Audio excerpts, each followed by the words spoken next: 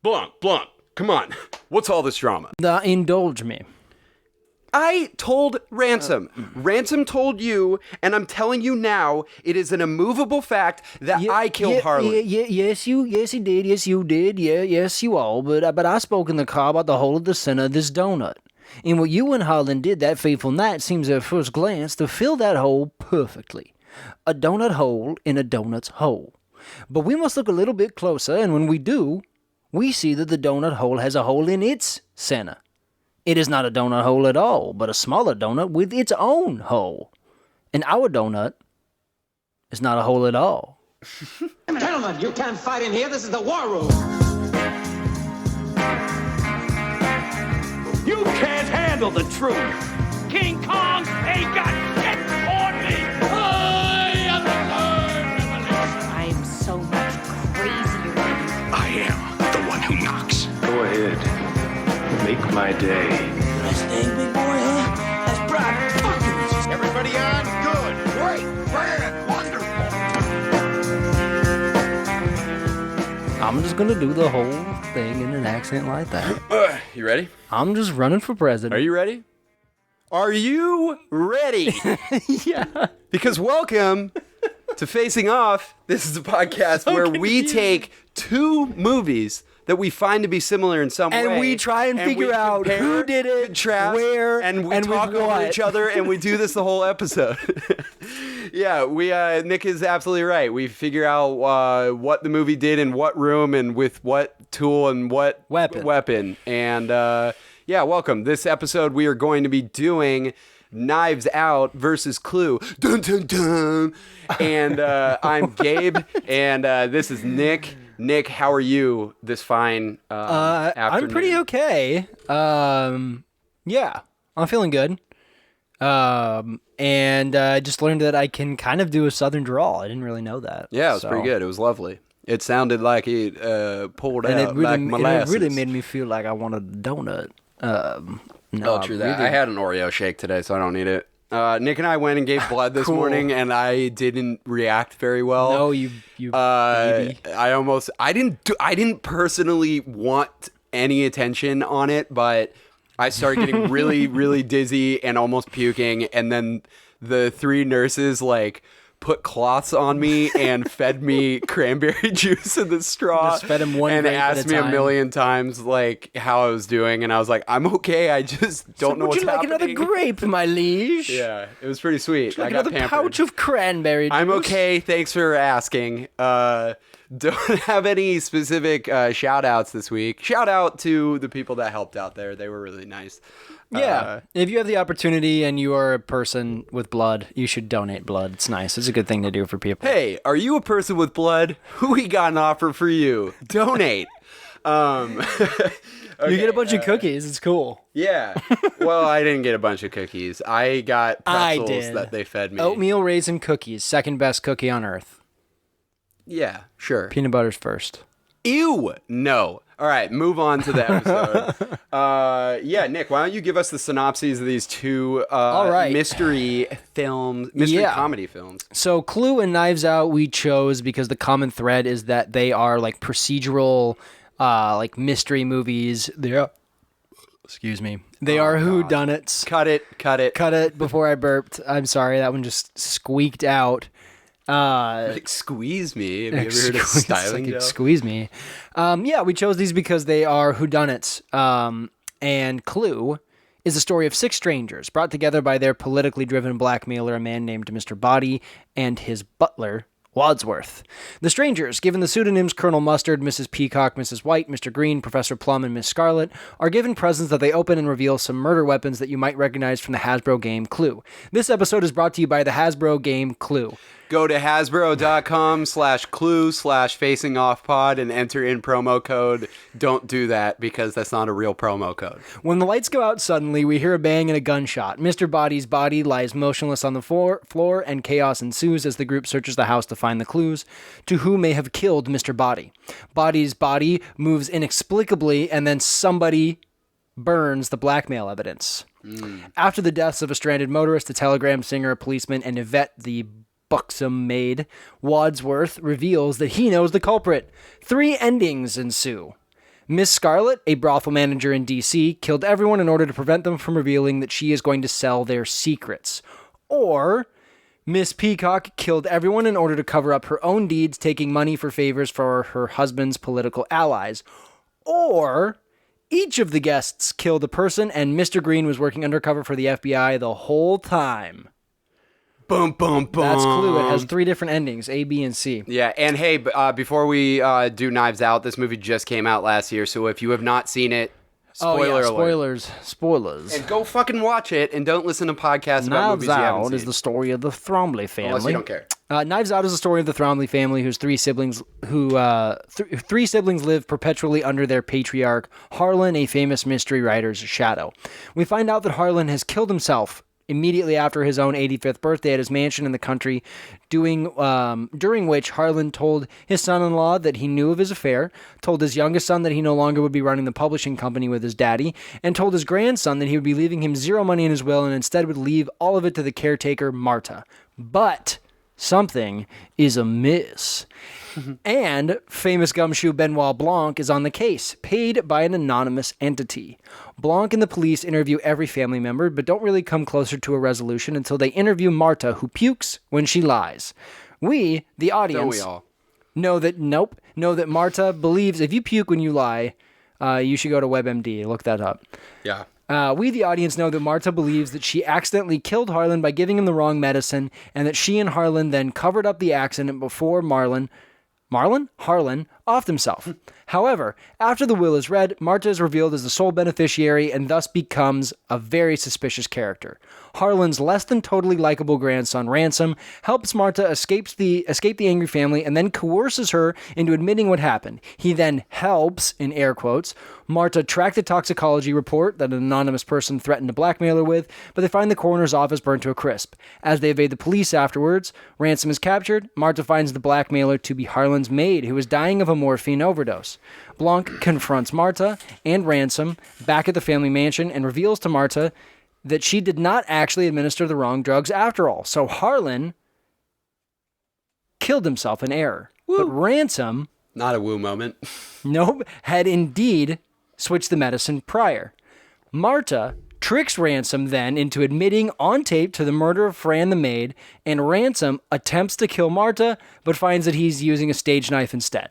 The film ends with Marta looking out from her new mansion with her new money and her shiny new publishing company at its former residence, Harlan's woeful and kin. her new alcoholic, somewhat overweight mess of an actor, Ben Affleck. Yeah. Boyfriend. So we're doing 2 murder mysteries that are kind of comedies, almost making fun of murder mysteries, but also like paying tribute to Agatha Christie's novels. Let's get into it, Nicholas. We are going to break these down based on 5 categories and a rating scale on each of these categories of 1 to 7, 1 being lowest, 7 being highest, 4 being middleest, in between, average, or neutral. Our 5 categories today are going to be acting, spectacularity, originality, true detective, and eye candy. Let's do it. All right, let's start with acting. These are big ensemble movies, so it'd be kind of fun to start with those. Acting is the category where we talk about the performances and how good the actors were, how funny they were, and whether the writers and directors gave them the tools that they needed to perform at the best of their abilities in the funniest and most intriguing way possible. Exactamundo. Where do you want to start? Let us start with Knives Out. Knives Out. Do you think Knives Out has a bad performance? No. I don't think so either. Yeah, it's weird because my roommate Alec, who I've mentioned repeatedly on this on the show, on our Bohemian Rhapsody episode, huge movie fan, just really hated this movie, and he hated it. He just didn't enjoy. He thought everyone was just playing like a ridiculous character, and I was like, that's the point. And what I truly love about this is that everyone is great at what they do.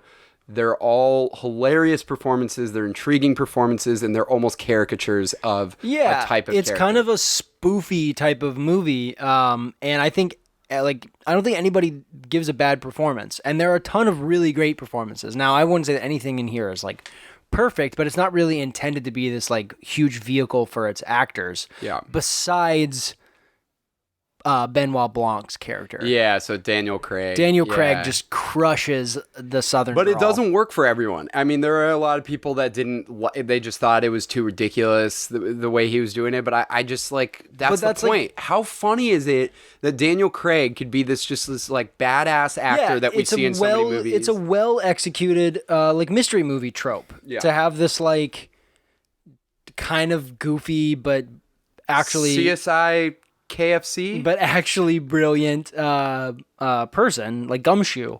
So I thought that Daniel Craig was a standout. I thought Ana de Armas is great.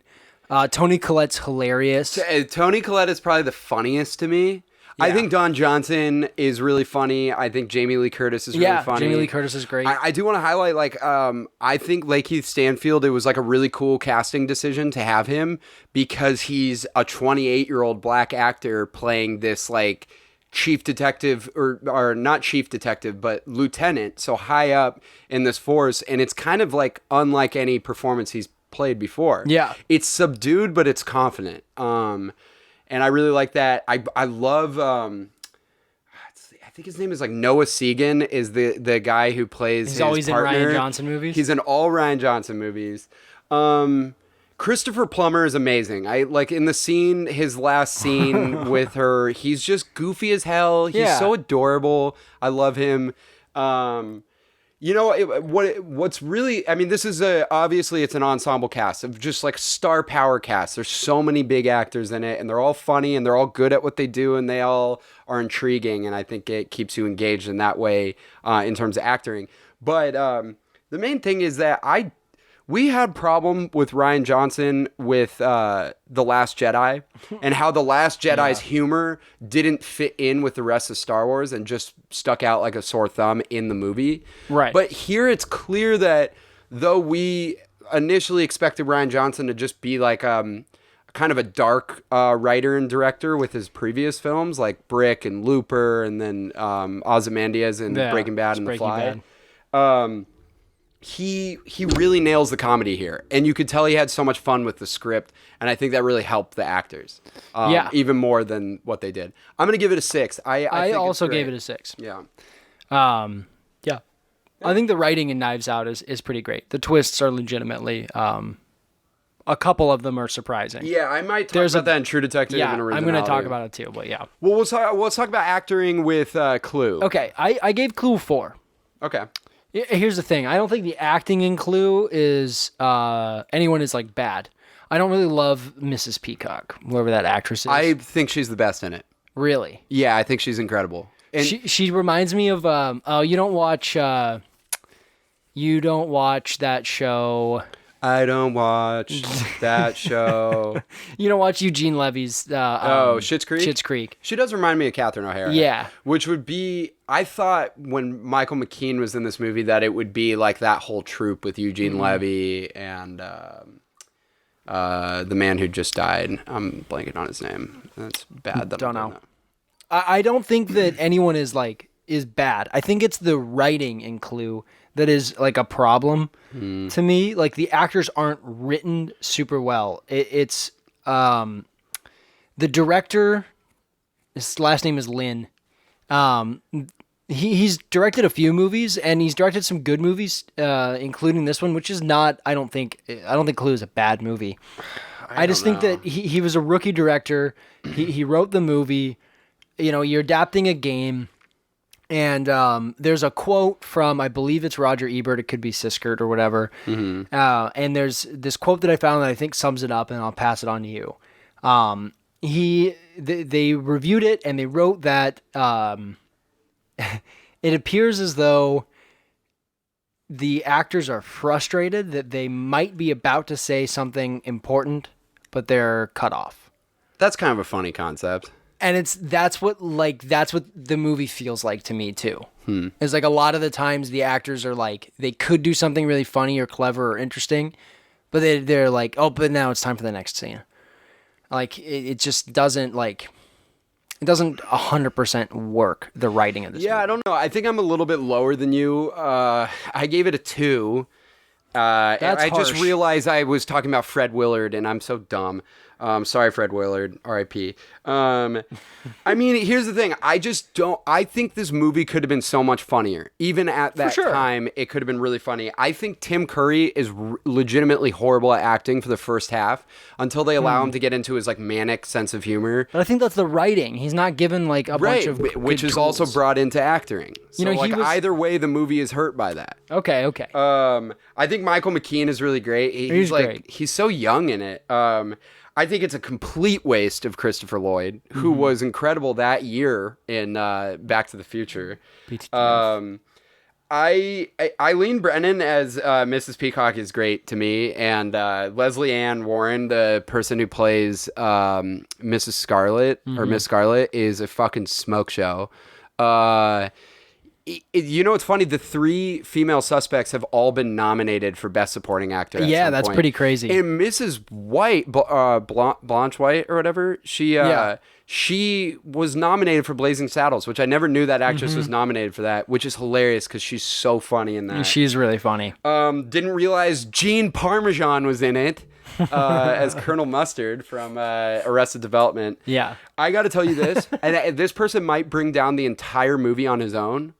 Lee Ving as Mr. Body. Lee Ving is one of the worst actors, because I know that he's a punk singer of the band Fear.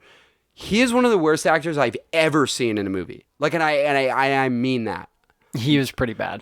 He was really bad. It looked like he was like mouthing over the words. I couldn't do it. I don't know. I think some of the acting is really fun. It almost is like a musical in certain parts because of the way that they all talk together. And I think it's fun for that ensemble. Yeah. I just waited like about 20 to 30 minutes for this movie to become kooky and fun. It doesn't. It becomes kooky and fun after about 45 minutes. Yeah, that's too. I mean, I'll get into that next with spectacularity. Yeah. I'm going to give it a 2. I really just don't think it's like I good think a 2 is too acting. harsh. I would have been okay with you saying a 3, but since you said a 2, I'm going to fight you outside. Okay, no problem. We'll be right back. Let's move on to and we're back, and Nick is a bloody pulp.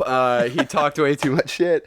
Anyways, let's move on to our next category, which is... we got a 6 and a 4 in acting. We're going to do what? Let's do spectacularity. There you go. Which is a really good one for murder mystery type things and comedies, where we bring in...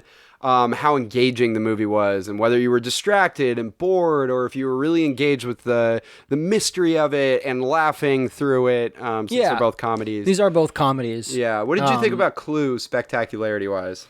Again, I'm gonna defer to Roger Ebert here, who said, this is a film that needs 3 middles, not 3 endings.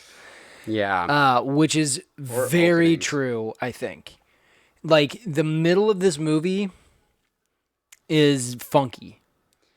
It doesn't, like, 100% work. Funky. Not like good funky. Not like right foot, let's clap. Okay. Yeah, no. That's let's stomp.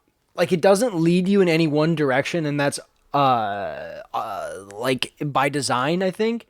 But, like, as I was watching, I was really trying to figure out where it was going to go. And you don't, and then you kind of like once you know there's 3 endings, you're like, oh, is it because they didn't know where, they didn't know which, they wanted to make it ambiguous enough that it could go any one of the 3 ways? Yeah. I kind of wish it was made by like Robert Zemeckis, and he really like wanted to make it into a mystery, like really cared about the mystery. Really, really close to being perfect, and. Like, apparently lots of people think it's awesome because it has this huge cult following, and ultimately, to me, it just ends up being a gimmick. Yeah. And that's an issue. And it really only becomes very engaging when Tim Curry starts being real Tim Curry. Yeah. Like, at the end. That's what I was talking about. Yeah, exactly. So I gave it a 3. Yeah, I'm hovering between a 3 and a 4. I think, so I wrote down a note that the first 20 minutes, it just like is such a slow start. It's really not, it's engaging in terms of the music. I think the score is like boom, boom, boom, boom, boom, boom, boom. And it's like, it gets you involved. It's good in a mystery sense. Yeah. I don't think the pacing is very good in any of it until it gets really fast at the end. And that's when it's really, it becomes funny.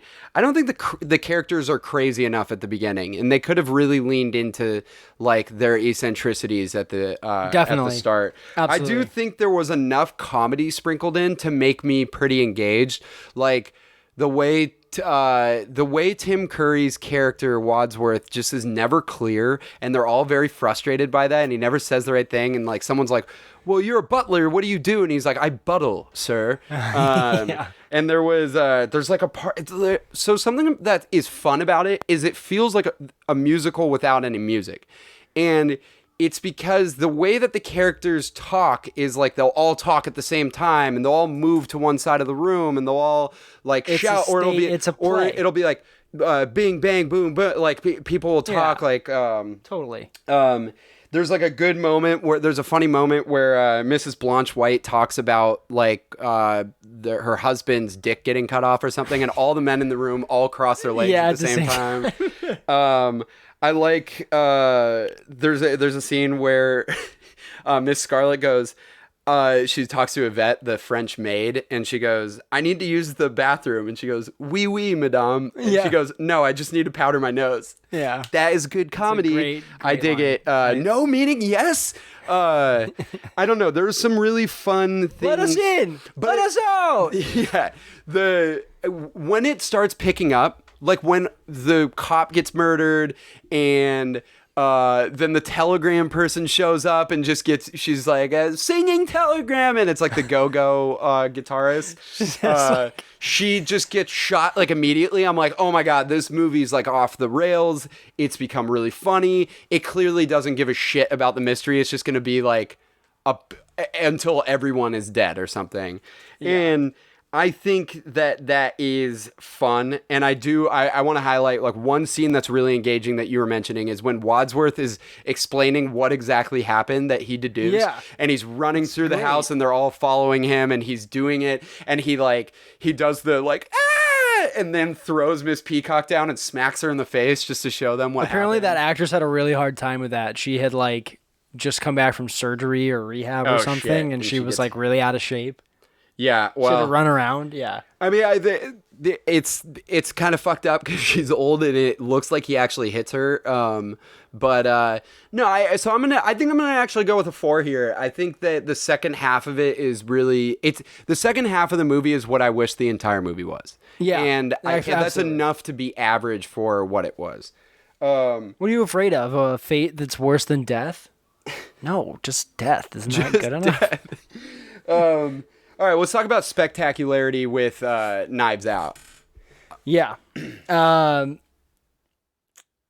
It's like a tale of two cities, dude. Mm-hmm. The first time I watched it, I really didn't love it. Yeah. This time around, it was more engaging, but I was watching it with you, and I was trying to look for clues more than I was the first time. I'm going to give it a 5. Okay.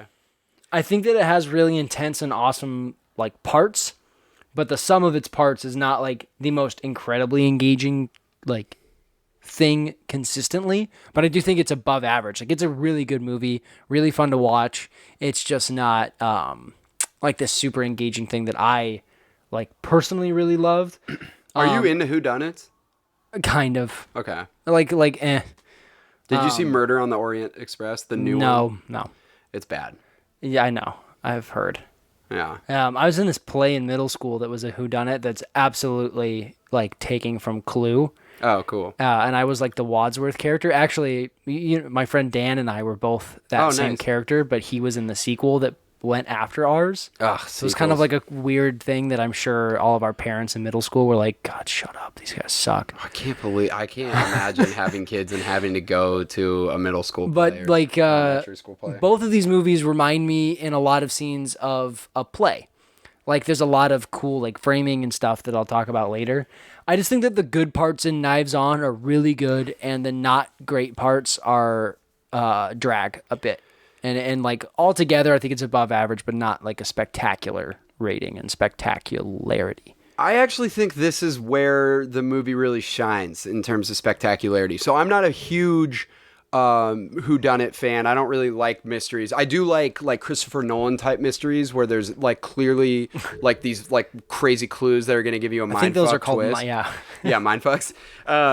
But the thing about Knives Out, and I remember I liked it the first time. I had an issue with the expository like ending, but I was really engaged in terms of the humor and like seeing each of these characters, like each of them were so funny in their initial interview scenes that I was like, oh, I'm in. This is a great ensemble movie. I'm going to be really into this. So I think that there's like a careful attention to like how goofy and ridiculous these characters are going to be. And that keeps me engaged. And then I do think it's interesting. They tell you what happened.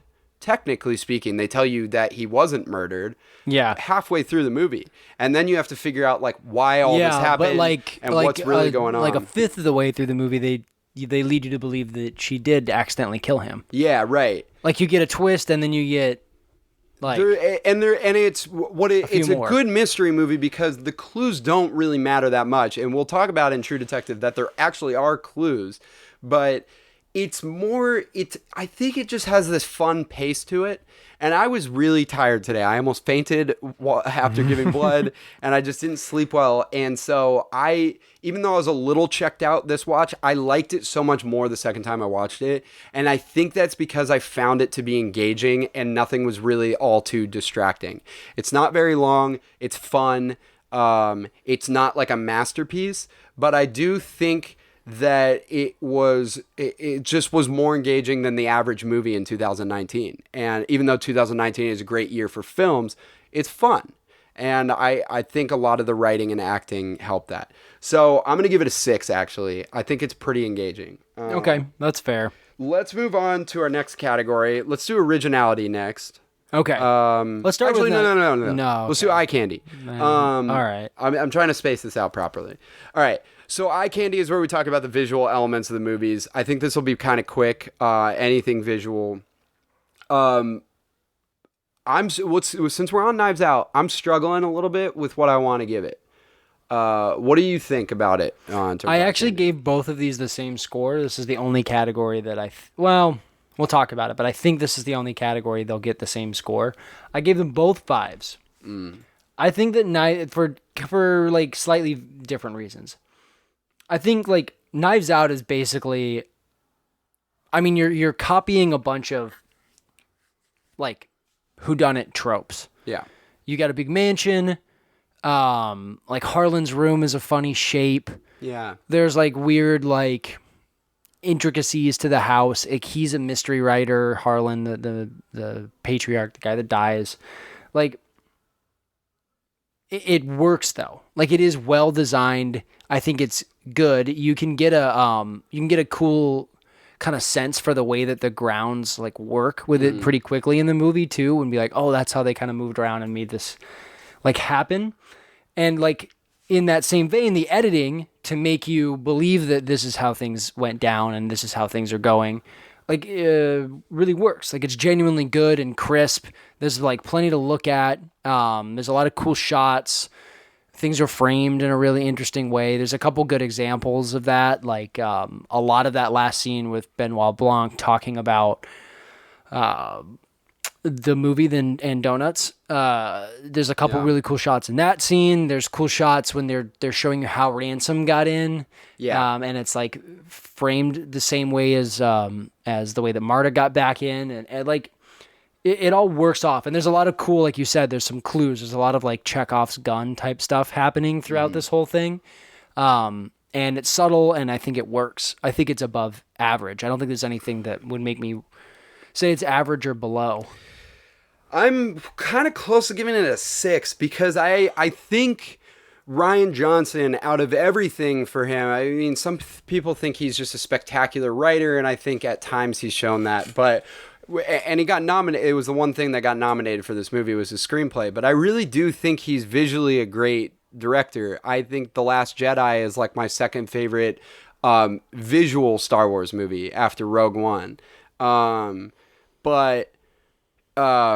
And I think the cinematography is cool. I really like the shot to open the movie with the dog slowly running out in the art. I think that's like a shot that could kind of stick with me. It looks really cool.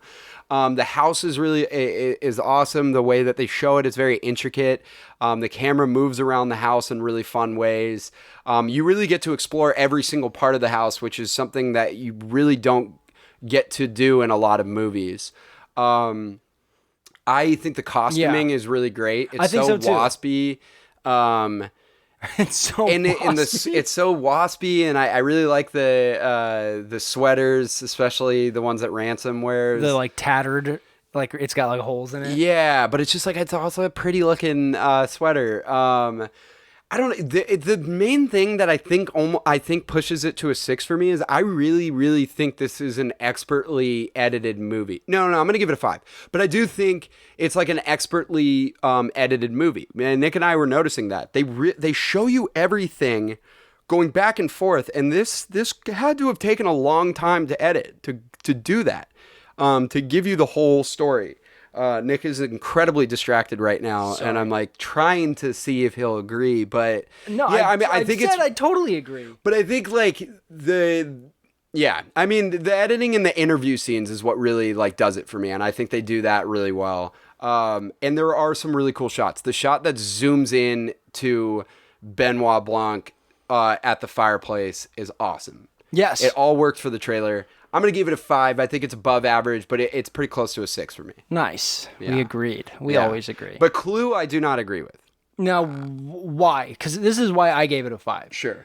I think that, like, the fact that they basically recreated, like, a board game set in a house, on a studio, looks like a house, seamless inside, outside, even though the outside of the house and the ballroom are filmed in Pasadena, the rest of it is on a set, and you didn't even know that because it seamlessly works together. And that's a cool thing that doesn't really happen very much in a ton of movies now. It's like the movie is all bottled in the house, unlike Knives Out, which is mostly in the house but not fully. And I think even though that's the case, I think it works. I think the costuming is great. Like, I mean, it might be a nostalgia because Clue is actually my favorite board game, but I think it works for me. Even though it's not big or flashy or full of like great, edits or cuts, I think it works. Yeah, you know what? Set design and the fact that they made it like the board game in terms of like where the rooms go to and everything, I do want to give it credit for. In terms of 80s movies, it's a 1985 movie. It's like not that good visually. If you think of like movies that came out at that time, like Back to the Future, I'm way more impressed with their set design and that's fair, and the effects and the filming. I wasn't really. I do think there are some fun angles that they do. The costuming is like really big, and I think the costuming is fantastic. It's not overly absurd. It's no, really I like realistic. that they made the choice not to dress them in the colors. Yeah, from the board game, right? Yeah, their cars are those colors. I'm gonna give it a 4 and average. No, I'm gonna give it a 3. I'm gonna give it a 3, but it's so close to being a 4 because of Colleen Camp's tits, and that's a great visual thing in the movie. Which might be the only reason she got the role. Yeah, I think it is, honestly. She showed up in a nurse's outfit, and the director said that was cool. But no, the director said boing. So I'm gonna give it a 3. I just think I've seen a lot of movies from the 60s and 70s that look so much better than this movie, and I do like the set design, but there are movies even from that same year that have better set design. I think that's accurate. I have too, but I think that part of that might have been intentional. Yeah, that's possible. Like it's supposed to. No, I'll just give it a 4. It's average. That's why we have a 4. It's average. I just hate putting it like 1 below Knives Out, which I think visually is really well done. Anyways, let's move on to our next category then. Yes. Let's do True Detective. True Detective is where we ask ourselves, were you a detective trying to solve the clues of this movie? Is time a flat circle? Is time a flat circle? Or is it a round square? I don't know what else he says. I'm blanking on it. But yeah, I mean, this is sort of like, how engaging was this movie in terms of like finding clues? Do the clues add up? Are you satisfied with the twist? I mean, simple. Let's talk about Clue. I just don't think this category really helps it. No, it makes it worse because it's a bummer to me that Clue, and the more like you kind of read about it and you read about what people thought of it when it came out, like it is just such a bummer that it went for the gimmick. Yeah. Because then, like I mean, I don't know, if you're like a huge Clue stan, like let us know if you've seen this before, if you're one of the people that watches it a lot, like it's in your, like you're the cult person that's following Sean it. Fennessy, come on the pod. Is he? Yeah, he likes Clue. Like I just like I wonder if the rest of the movie is so intentionally ambiguous because it needs to lead to 3 different endings that it doesn't. I think it kills the mystery a bit because then you're leading up to a gimmick. So then everything else before where the movie stops, which is actually when the lights turn off, when Tim Curry turns the lights off at the end. Right. Right there is when the 3 plots diverge. Like, is it ambiguous before that because it needs to lead to 3 different plots? Because it definitely seems that way to me. Ebert and Siskel both thought that A, which is the ending in which Miss Scarlet is the murderer, was the best ending. Yeah. And C, where everybody killed somebody and Mr. Green was working for the FBI the whole time, is the worst ending. Do you agree with that? No, I actually kind of like C. I like C. I love the very last line, as you know. Yeah. And now I'm going to go sleep with my wife. Freeze frame, end of movie. Yeah. I think that's hilarious. It's pretty funny. I don't know. I think there are clues laid out in it, sort of, as you're in the first scenes, and then it's kind of funny because it almost makes fun of each clue. Like every time it gives you like a clue or a situation, they make it more absurd, or things just get like spiral out of control, which is kind of fun. It's just like, I feel like it was a missed opportunity, like you said. I think that it could have been actually a fun mystery movie and have those clues instead of being like, oh, all mystery movies are dumb, let's make fun of it. Yeah. Like even like Scary Movie, like each of the Scary Movies, the comedies, those are like, there are mysteries and there are clues within them. And like, especially the second one that's making fun of The Haunting. And it works, and Tim Curry's in that as well. And it works, and like you could still lay out those clues, and it's hilarious when they do it. So I don't know. I'm gonna give it like a 2. I gave it a 3. I just like I don't think that it's really tough because I don't think that this movie is really a good like mystery movie. Watch, we're gonna rewatch it and there's gonna be all these clues. Yeah, I didn't read Reddit close enough. Sorry. What is really cool in terms of True Detective is, and I can bring it up in originality next as well, is like the fact that they lay out the house and the rooms to go into the same rooms that they would on the board game, which is kind of crazy to do. And I think that's kind of fun, and it gets more and more absurd, which is kind of like there's the secret. You can't guess where this movie's going, and that's probably like that helps. So that's why I'm not giving it a 1. I'm gonna give it a 2. I don't think it's just like a good mystery movie, and I think it could have been while still being goofy. Yeah. Let's talk about Knives Out. I think the True Detective. The like very ending of Knives Out, like the way that it finally wraps up is not what I expected to happen. Right. But it's kind of close. And like, so I gave it a 5. Okay. Because I don't think I think the mystery is above average. Like it's clearly engaging enough. Like I said, it does end in a way, at least to me, that I didn't fully expect. But there are like key elements of the ending that I think that the viewer, tell me if I'm wrong, I think the viewer doesn't just expect, they basically know that they're going to happen. Yeah. Like, you know that Ransom has something to do with the bad and stuff. When you rewatch the movie, like, there are a lot of clues about Ransom. I mean, the first time I watched it, it's like, it's very obvious that Chris Evans is going to be the bad guy. Right. Like, it would have been interesting if that was subverted and that wasn't the case and it was somebody else. That might have given this a higher rating. Yeah. But at the end, for his initial murder plot for Harlan to have not worked, and so instead he thinks he's off scot-free, but then he's not because he killed another person, and Marta tricks him into admitting to it. That is a genuinely that's good. interesting And I actually twist. I did not see that coming. You just know that he is going to be the bad guy, which I think is a bummer. Yeah. No, but that's a good point. Yeah. I actually, here's the thing. I don't really like when heist movie. We talked about this with the heist episode with like Ocean's 11. I don't like when heist movies and whodunits have an expository way of showing you what happened. Yeah, exactly. And being like, well, didn't you see? It was because of this and this and this and this and this and also this. And they usually do it with like a montage that shows it. This one, which Tim Curry subverts in his... Right, where he's just like, he's reenacting all of it, which is pretty funny. This one is interesting because when I first saw it, I was so mad at the expository ending with Daniel Craig that I kind of just tuned out what you just brought up, which is a great point that they turn it into another murder plot, or they catch him on something that he didn't even intend to do initially. And I think that's a well-written story. I don't think it's like a brilliant mystery.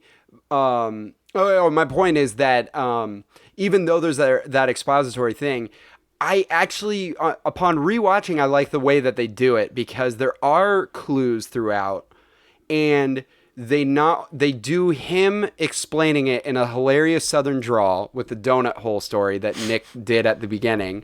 And then, Daniel Craig, who came onto the podcast to do it at the beginning. Absolutely. He was here. And then at the same time, they're doing like montages essentially and showing you back. So it's a good combination. It's well done. It's really well produced in that way. So I'm not going to dock it too much. I think my issue is that I don't really like whodunits more than like mindfuck movies, so I don't care as much about the clues. But I did notice some things this time that it's clever. It's not like Rian Johnson didn't make it in a way where it was supposed to be like crazy clever, where you're like, whoa, that's a crazy clue. It's more like, let me smack you in the face with what's going to happen, and then when it happens, you're not even going to realize I smacked you in the face with it. Right. And he does it. Christopher Plummer at the beginning, Harlan says, when he's talking about Ranson, he has an issue that he loves his grandson, but he doesn't really believe he's gonna be all that great. And he says he can't tell the difference between a stage prop and the real thing. And he like slams a knife down on the table. And you find out later that Ranson does that with her. He couldn't figure it out.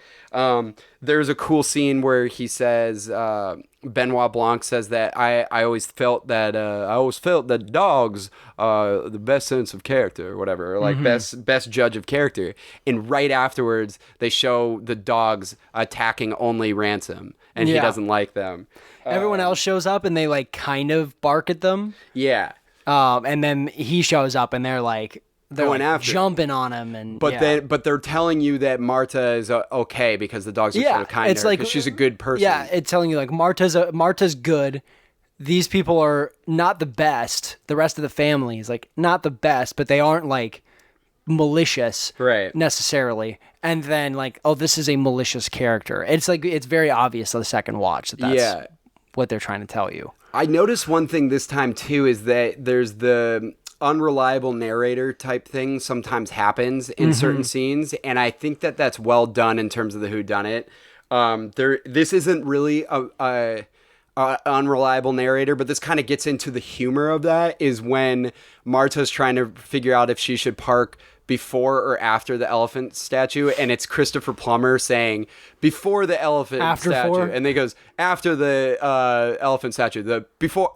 Be after for the elephant. And I think that's a really funny moment where it's great. Like, you don't really, it is an unreliable name. It's like, you don't really know what to trust. And I completely missed that the first time. Yeah. And I thought it was hilarious. I'm going to give it, I think a 5, in terms of True Detective, because I did really appreciate rewatching and noticing these things. I just don't think it's like the most brilliant, and especially Rian Johnson's like really good at symbolism and stuff in Breaking Bad in his episodes with that. So I just think he could have done that a little bit better. He has the here. donut symbolism. Yeah, which is funny because even the knives are in a donut as well. So I'm gonna give it a 5 above average, and you did as well. Yeah, I did. And let's move on to our last category. Yes. Originality, and this is where we talk about whether the movie needed to be made if it was based off of earlier things or early source material. What was it clever in its design and its writing? Does it stand out in its genre? Let's start with Knives Out. I had such a hard time with this one with these two. Knives Out, I'm between a 4 and a 5. Okay. Because I have a hard time believing that it's like this. I think it's genuinely a really good take. A necessary take, a good take on the genre. It subverts some tropes. It's really well written. The ending and ultimately what happens with the story is sort of unique. But again, like you do know that it's Chris Evans. Like it has something to do with Chris Evans. You don't know 100% what. But like I don't know if it subverts enough or it deviates from the norm enough. If it's that outlandish of a whodunit, or if it's paying a lot of homage to other whodunits. So I'm between a 4 and a 5. Convince me. I'm actually at a 6, I think. Why? And I wasn't at first. I think that it really subverts the genre a lot. And I like what I didn't trust what Rian Johnson was going to do after The Last Jedi because I didn't like his style of comedy in that. But it works. Oh, you didn't really... think the green tit milk was the green reptile tit Do you feel the force now? Oh, I can feel it. Stupid.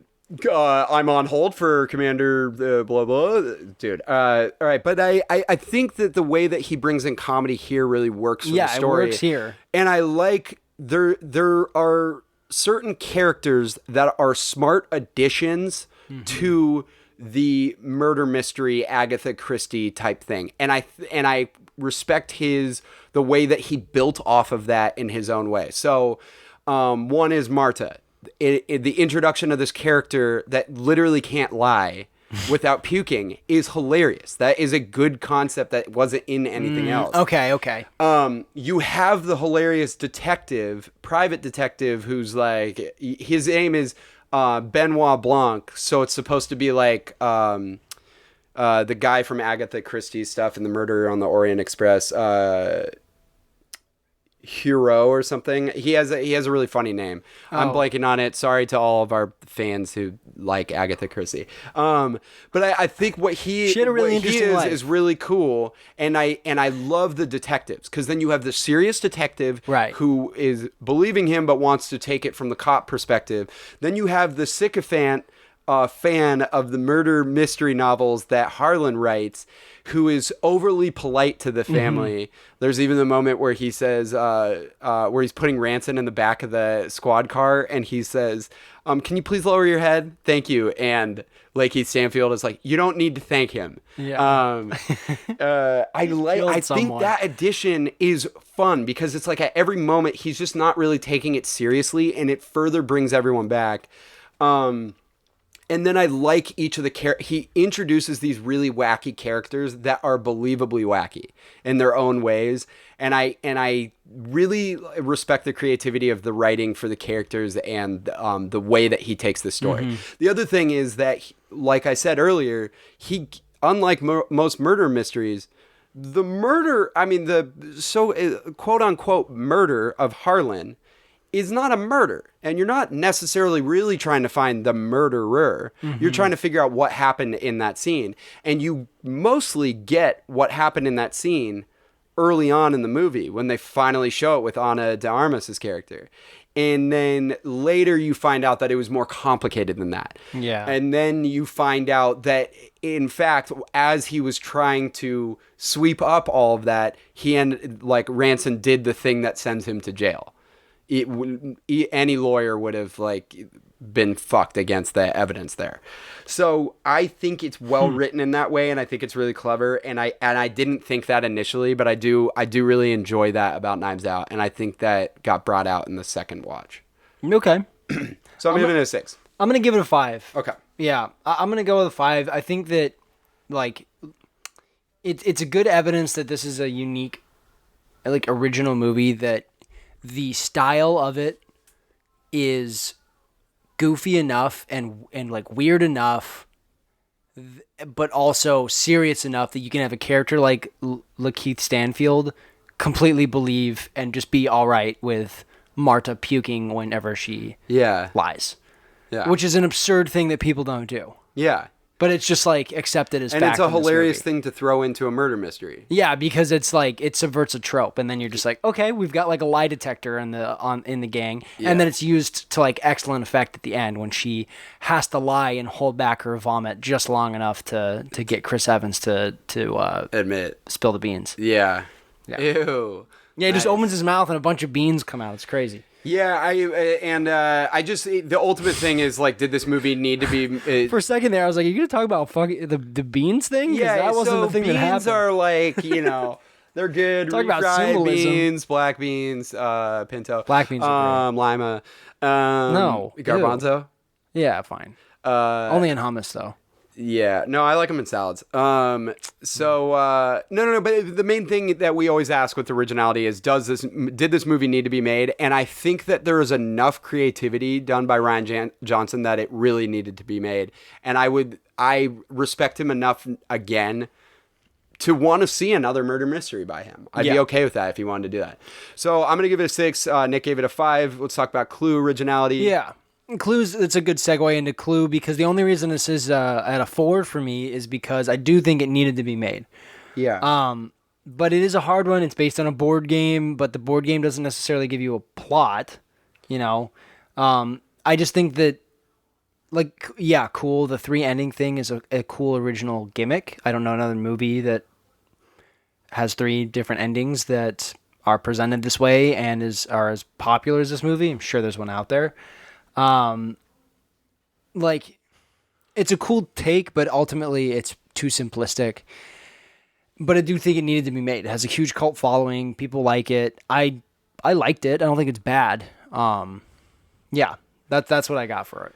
I gave it a 4. I don't remember my other scores for this, but I think I'm going to give it a 4 as well. I think it is really for when it came out, it is unique. It's making fun of murder mysteries. It's taking a board. All it has for source material is a board game, and like Agatha Christie things to like make fun of. Mm-hmm. I think it becomes so wacky towards the second half that it is clever. I like the 3. If we're gonna give credit to the 3 endings, I think you do that with this, because I think they're such funny, ridiculous endings. Originally, ending B, with Miss Peacock being the bad guy, she was supposed to go outside and the cop, the chief of police, was supposed to shoot her. And then when everyone ran outside to find out what just happened because they heard the gunshot, he shoots her dead body again. And they were like, no, this is too dark. We can't put this in the movie. And I'm like, dude, just do that. It's so funny. But why would he shoot her again? He's like proving she's dead or something. Like, I got her. I don't know what it was, but it sounded hilarious. It just sounded like a good, funny part. That's funny, yeah. I actually think that the humor is really the second half of it. The moment that we keep talking about with Wadsworth running through the house, reenacting everything, is great. It's like the donut hole speech by Daniel Craig, except for he's literally just impersonating every single other character in everything that they've done in the whole movie. And I think that is clever. Did it need to be made? Sure. Like I'm sure in the 80s they needed to have like a comedy mystery. So yeah, it's average. I'm going to give it a 4. All right, cool. We are at the finale. We added them up, and Gabe's score for Clue is 16. Mine is 19, which gives us a score of 35 out of 70. Not great for Clue. Not bad. That's half. Not bad. If you're out there and you love Clue, let us know because I think I could love it, but I don't right now. Yeah. I gave it 26 to Knives Out. Gave it a 28, which I was surprised by. Which adds up to 54 out of 70. Out of 70, which is good. It's a great movie. Let us give some awards. Yeah, let's break it down in the accolade section. Who be your MVP? Yeah, who won these movies? I kind of want to say Rian Johnson. Mansions. Yeah, Mansions. Rich People. No. Rich People Lost. This is huge for Mansions. Immigration. Huge. Huge. No, it won. Immigration. Immigrants huge. won. Dogs won. What's your LVP? Do you have an LVP? My LVP. Leaving. Yeah, he's terrible. That's a good one. I was going to say Chris Evans because the whole movie, he's just like an irredeemable fart face. Yeah, but I think it's a good performance. It's a good performance. I actually don't like him that much. I guess his character. Yeah. It's a terrible name, too. Ransom. Ransom. Hugh Ransom. Ransom. Yeah. It's Ransom. Oh, I thought it was Ransom. I think it's Ransom. Oh, that's dumb. Why would It's they a ever stupid name their kid that? Yeah, LVP, I mean, it's probably him. No, I think Lee Ving is a great... Apparently, they only gave him the... I think Christopher Lloyd is almost an LVP because, like, what a waste. Whoever casted Christopher Lloyd as the LVP. Yeah, I mean, I like that the creepy professor thing that they had with him. Like this sexual harasser. That's funny. Okay, do you have a 6-man person who did the most with the least? Yeah. I want to give it to the son, Jacob. Oh, he's pretty great. I think he's an awesome character that is like real subtle. Did you just Google that? Yeah. So I'll give it to him, I think. I think Toni Collette isn't in enough of the movie. Oh, to, God, like, yeah, be she's anything. great. I think Toni Collette is so great, and I also think Don Johnson, like, I don't like Don Johnson that much as an actor, but I think he fucking kills it in this movie. He does nail it as Richard. Same with Christopher Plummer. I mean, there's a lot of really small moments. You know what I realize is that the cop that comes in at the end of Clue says, "All right, who done it?" Oh, really? Which is pretty funny. Do you have a comeback player character that or performance that grew on you over Mr. time? Green in Ending C.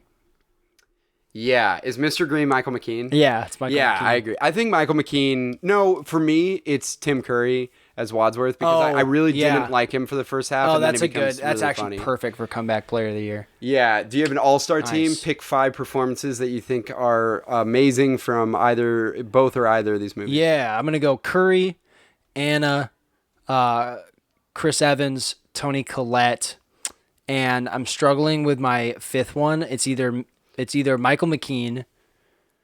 Did I say him already? Not Daniel Craig? No, Daniel Craig. Sorry, Okay, Daniel Craig. Did I say Michael McKean first? No, you said Tim Curry. Okay, I'm replacing Tim Curry with Michael McKean. There we go. That's fair. I think I'm gonna go with Christopher Plummer, Toni Collette. God, Michael Shannon gets left off. There's so many. Oh man, I kind of want to give I'm gonna do instead of Anna de Armas, who I think is really good. I just love Michael Shannon in this movie or in anything. Michael Shannon, Daniel Craig, and then it's like a tie between Noah Seven, the other detective in Knives Out. Who I think like that is just a really like valuable role. And that's why I want to include him on this. He's funny in every scene. He's like a scene stealer. He's great. Yeah. Him or Michael McKean I'd be okay with. Yeah. I almost don't want to give any to Clue. The all-star teams are tough with this one because they're such big ensemble casts. Yeah, it is really tough. And like I said, I really don't think any Do you have like a least favorite moment from either of these? Do you have a least favorite moment in Knives Out? No, not in Knives Out, I don't think. I mean, there's got to be something. I never take like note of this one because I don't know if we're gonna like. Did we need to have or not? the Toni Collette's daughter? Do we need that character? No, probably not. We needed someone to have a connection with Marta that was beyond like. Did we though? Oh, she's basically our slave. Did we actually? Kind of. We needed some redeeming factor from the family. Yeah, I guess. I mean, the family loses in the end, so why did we need it? Because you have to have some reason to, I think, to root for them a little bit. Okay, and if there's a reason to root for it a little bit, it's that she is going to college and she seems genuinely like a nice person. Yeah. Okay, fine. I don't have I don't really like the opening scene of Clue. They're not getting to the story enough. Yeah. It's just the dinner scene is just not good. And it could have been really funny. I look back at like Beetlejuice when they have that dinner and everything goes wrong. Like that's the wackiness that I want from this. We should do Beetlejuice with something at some point. Definitely. Yeah, I don't know. Do you have a best moment? Favorite moment? Yeah. The puking on him at the end. Yeah, it's really good. Yeah. And then you find out that she did it. She lied. Yeah. She lied, and lying is good. I really like this episode is brought to you by lying. Yeah, go out and lie. Hey, go guys, to www.whitehouse.gov. Yeah. Yeah, that's true. Damn. I think my favorite scene is just the opening interviews of Knives Out.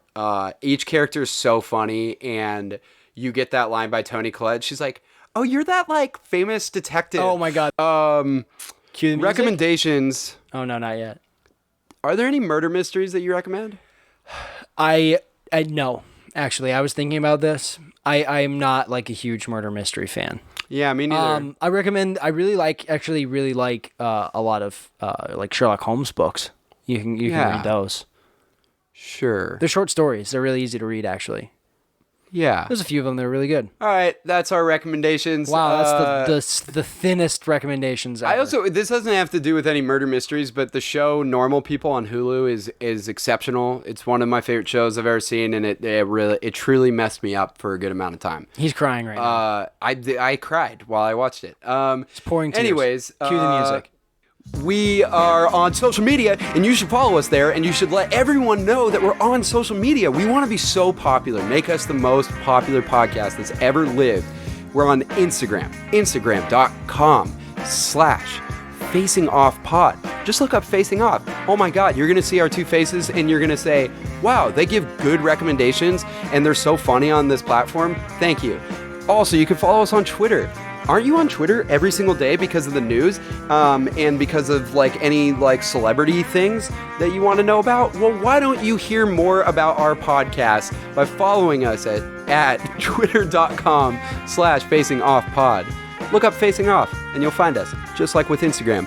And if you want to send us an email letting us know how you rated these movies, what movies we should be doing next, what's been going on in your apartment as you've slowly lost your mind, as I clearly have in this section of the podcast, let us know at facingoffpodcast@gmail.com. Nick, do you have a send-off? Yes. Communism is a red herring. Yep, and I'm going to go home and sleep with my wife.